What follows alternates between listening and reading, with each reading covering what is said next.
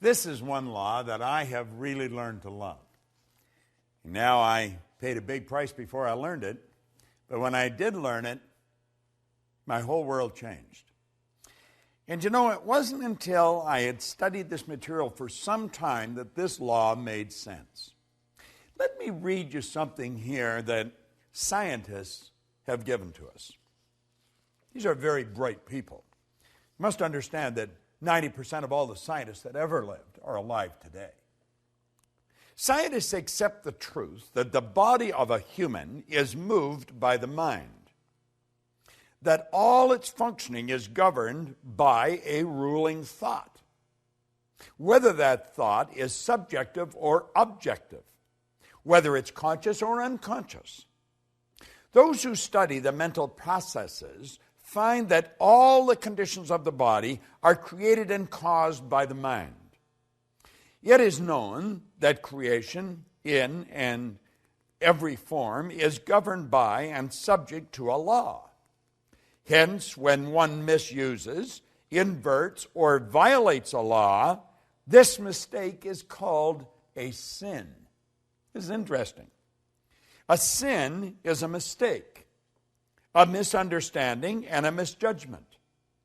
A mistake is falling short of or disobeying the law, whether that law be mechanical or spiritual.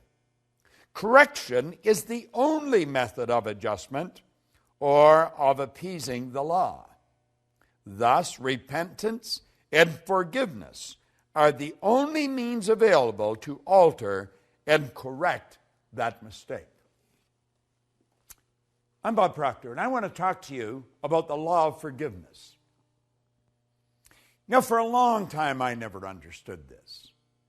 Sin is truly transgression of the law. Now, when I was a little boy, I was sent to Sunday school, like a lot of little boys that grew up in the part of the world where I grew up. And if I didn't go, my older sister would tell. And so I was punished when I didn't go.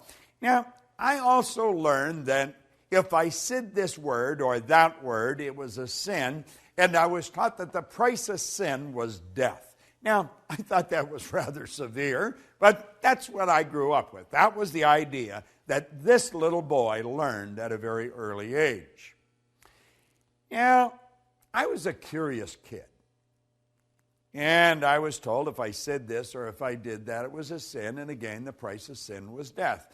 Well, I thought, I think I'm going to take a bite out of this apple. And I said it, and I didn't die. And I thought, aha, I think I'll try this. And I did it, and I didn't die. In fact, it was fun. So I thought, that mustn't be true. But you know, later on in life, as I started to learn the truth about how the universe operates, the laws, I found out it was true. It was my understanding or perception of what these people were telling me. And that was probably the problem. And it probably was even further than that. It's because of their intention of what they were saying, because I think I was getting what they were saying to me. Well, you see, there's a very basic law of life, and that law says create or disintegrate. We're going ahead or we're going back. Now, disintegrate doesn't mean that you're just going to disappear. You know, when we talk about live or die, that doesn't mean that our heart's going to stop and the blood stops flowing and we're either, incinerated or placed in the ground. That's not what that means. It means that we're either going ahead or we're going backwards. That means things are getting better or they're getting worse. If we violate the law, the price of sin is death. Means things are going backwards. Things are not going to be as good as we want them to be. If we live in harmony with the law, we're going to go ahead. So do you see, sin is transgression of the law. Price of sin is you're going to go backwards. Live in harmony with the law, you're going to go ahead. Now, forgiveness is a phenomenal concept. I never used to think much of it. I thought, forgive, what's it mean? It means let go of completely, abandon.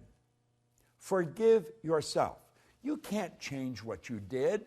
Do you know there's many people wander around with great feelings of guilt? Guilt is guilt and resentment are two of the most destructive emotions that you'll ever come up with. I was raised with guilt.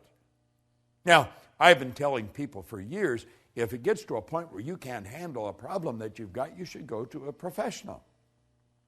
Well, it's like the guy said, I like a chef that'll eat his own cooking. I was raised with guilt, and so I experienced a lot of guilt, and I was having difficulty getting rid of it.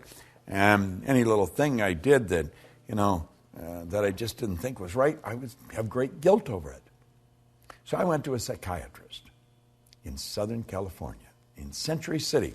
And I only went to that psychiatrist 3 or 4 or 5 times, I guess. And I was on my way down the last time that I went, and I realized I didn't have to go anymore. And I phoned him, and I said that I wasn't coming. He said, well, come on down anyway, because I like what you're doing. I want to find out more about what you're doing. And he was able to help me get rid of the guilt. It was all a simple concept of forgiveness. Forgive means to let go of completely. Let it go. Forgiving is a very healthy concept. We've got to learn to forgive ourselves. We've got to forgive others. We have to realize that what we did yesterday, we cannot change. If you did something deliberately wrong, let it go. Forgive yourself.